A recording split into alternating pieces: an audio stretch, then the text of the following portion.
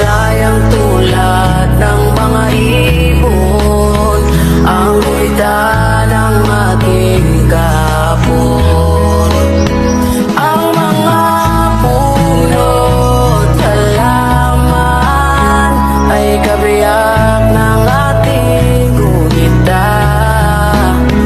Sa paglipas ng panahon, bakit kailangan din lumisan?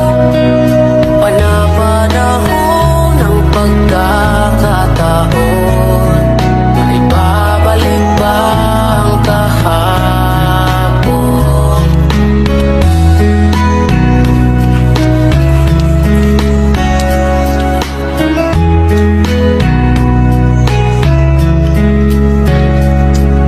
Ngayon ikaw ay nagbalik, katulad mo rin ang iyong pananabik. Makita ang dating kanlungan, tahanan ng ating tula at pangarap. Ngayon ay naglaho na,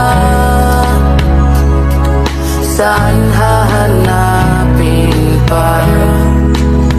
Lumilipas ang panahon, kabiyak ng ating gunita.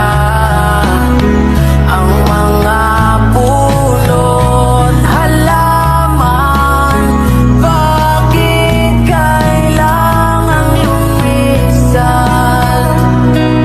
Panapanahon